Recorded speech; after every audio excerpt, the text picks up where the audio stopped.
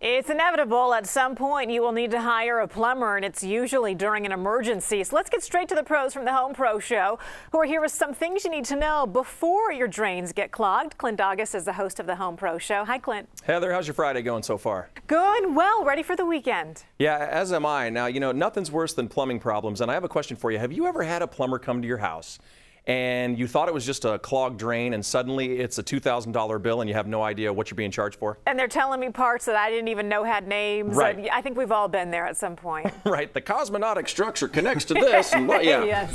Well, that's why we have Eric from Quality Rooter and Plumbing in studio, a longtime trusted pro to the Home Pro Show. Also, my co-host, Greg Cantor from Murray Lampert Design, Build, Remodel.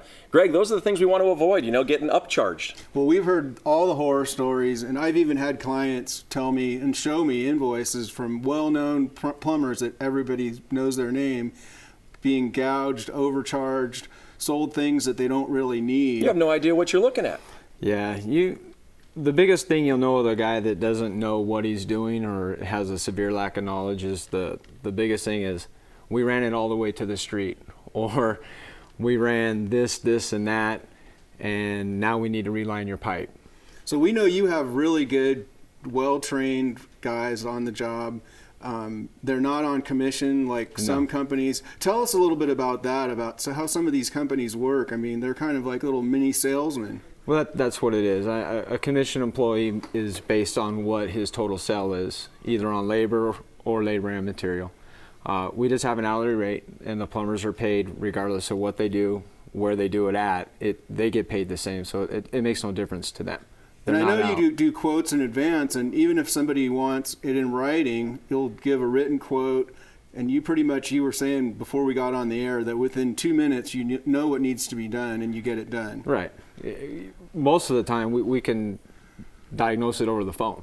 We don't have a lot of people have diagnosis fees. We don't do any of that. If you have a problem, we'll go out, we'll look at it, and I'll tell you what you need. And your wife is at the other end of the phone. She is. She's probably knows more than most plumbers out there. We've been together for 25 years, and she knows a great deal about plumbing. And that's Sherilyn, by the way. Yeah. Very nice lady. So tell us about camera jet technology.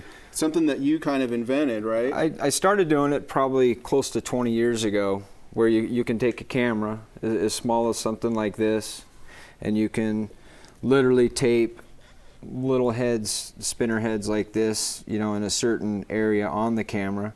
You can't see while you're actually jetting in the pipe, but what that allows me to do is go the distance of whatever drain I'm doing. And then when I come back out of the pipe, every spot I see that needs attention gets the attention that it needs. So exactly what is the benefit to a homeowner with your process of camera jet technology? Oh, that's a long list.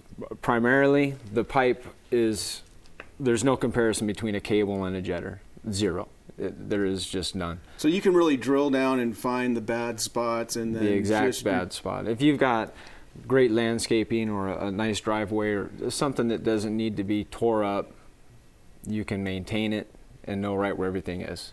I got to assume that saves the homeowner some money and some time as well. So that's a good thing because you can get the job done faster. So yeah. We do have a question. You can go to hashtag HomeProHelp if you do have a question. We were told that we need to reline our pipes when we called a plumber to clear a clog. The plumber spent about 10 minutes looking at the situation and seemed more like a salesman than a plumber.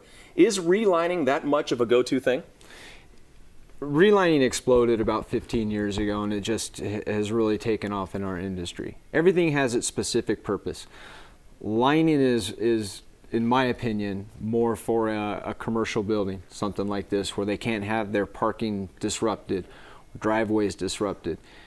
And it also depends on the condition of the pipe. A lot of people don't know that there has to be a lot of things going on with the pipe inside for the resin to stick and stay for it to actually work. The other situation, though, might be if it's a slab and it's just a section that, rather than break up the concrete, you can get in there and line it. But if it's just a repipe, where, you know, especially in a subfloor house where all the pipes are available, accessible, it's much cheaper, right, to do a repipe. Just take it out and put it in there.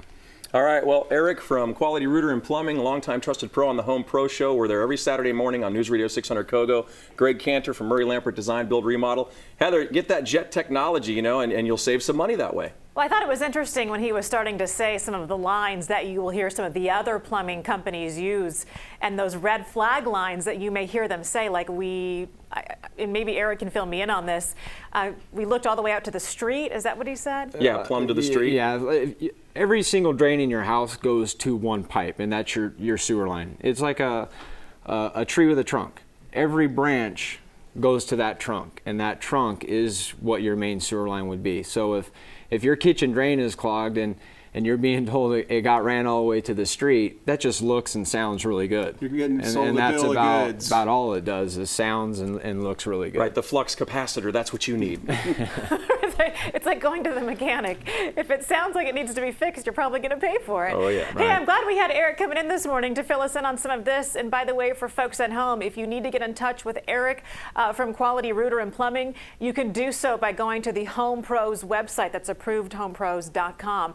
Him and a lot of other local pros are on that website. Thanks, guys. You have a great weekend. Thank you. Thank you. All right.